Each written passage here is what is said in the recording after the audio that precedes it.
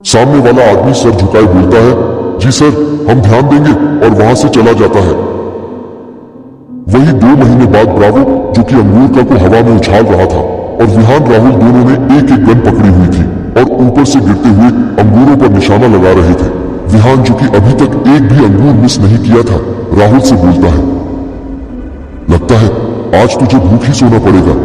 राहुल उसकी बात सुनकर बोलता है, हाँ तो उसमें कौन सी बड़ी बात है, बाहर इतने सारे तो अंगूर पड़े हैं, जमीन पर इन्हें ही खा लूंगा।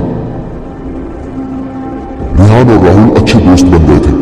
राहुल बिहार से था और उसके साथ केवल उसकी एक छोटी बहन थी जो कि 17 साल की थी और जयपुर में मेडिकल की पढ़ाई कर रही थी।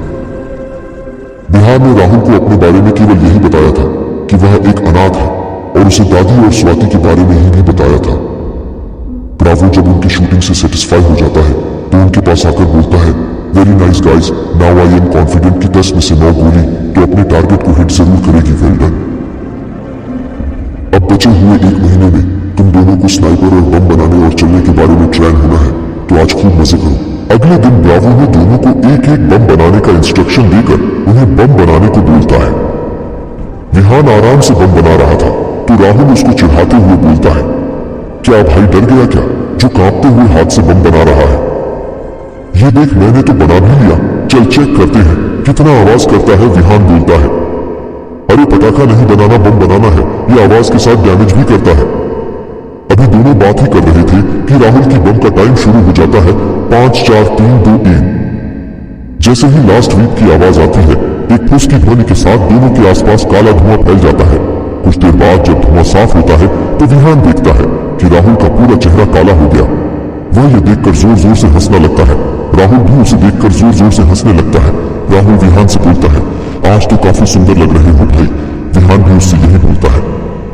तभी ब्रावो वहां आता है तो वह भी दोनों को देखकर हंसने लगता है और दोनों को अपना चेहरा साफ करने का बोलकर उनके लिए एक स्नाइपर बनाने के लिए सामान लाता है।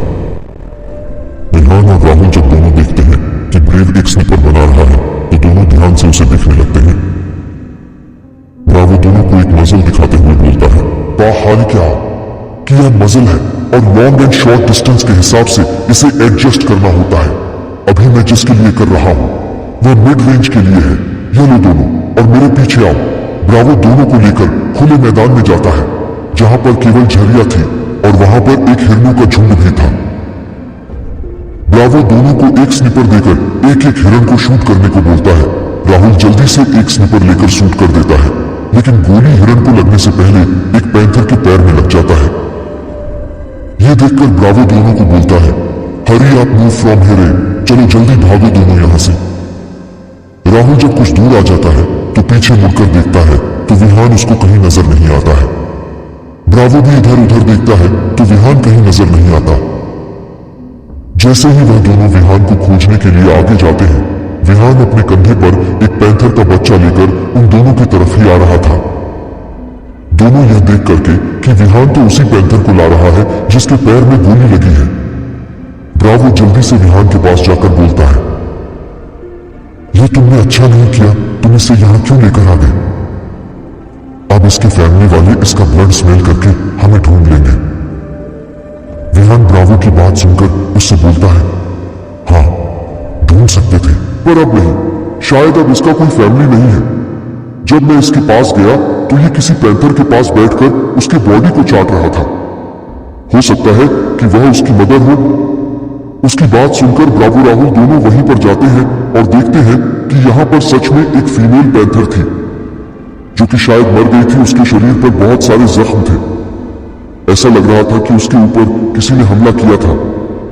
कुछ ही देर में विहान भी उस पैंथर के बच्चे का फर्स्ट एड करके वहां पर वापस आ जाता है। विहान उन दोनों से बोलता है, हमें इस पैंथर को झाला देना चाहिए। फिर तीनों लकदियां इकट्ठा करने लगते हैं और फिर उन लकदियों का एक चबूतरा बनाकर उस पर उस फीमेल पैंथर को रख झाला देते हैं। तीनों उसे आखिरी बार प्रणाम करके वापस अपने कैंप में आ जाते हैं। कैंप में राहुल पैंथर के बच्चे को मीट खिला रहा था तो विहान उसके जख्मों पर अच्छे से बोर्डिंग कर रहा था। पैंथर का बच्चा अब भी ज्यादा बद्धा नहीं था, साइज में वह अभी किसी कैट के जितना बद्धा था। ब्रावो दोनों को पैंथर के बच्चे के साथ देखकर बोलता है, जब ये ठीक हो जाएगा तो हमें इसे जंगल में छोड़ना ना होगा। राहुल बोलता है, नहीं हम इसे नहीं छोड़ेंगे, हम इसे हमेशा अपने साथ ही रखेंगे। विहान भी ब्रावो से बोलता है, हाँ ये तो अभी बच्चा है और अब तो इसकी फैमिली भी नहीं है। अगर हम इसे छोड़ देंगे तो ये तो बिना कुछ किए ही मर जाएगा। दोनों के बहाने सुनकर ब्रावो समझ जाता है कि दोनों इसे नहीं छोड़ने वाले हैं। फिर भी वो बोलता है, जंगल का यही नियम है, जो ताकतवर होता है वही राज करता है और कमजोर को हमेशा दबकर रहना पड़ लगता है। और ये तो पैंथर का बच्चा है, तो हम कैसे इसे अपने साथ रख सकते हैं। इतना बोलकर वह उन दोनों की तरफ मुड़ देता है कि शायद उन दोनों पर इस ज्ञान भरी बातों का कुछ असर हुआ होगा। लेकिन दोनों को पैंथर के बच्चे के साथ खेलते देखकर उसकी आंख बाहर आ जाते हैं और वह खुद से ही बोलता है, मेरी ही गलती है, मैंने इन दोनों को इतना डील दिया है, लगता है इन्हें सबक सिखाना पड़ेगा।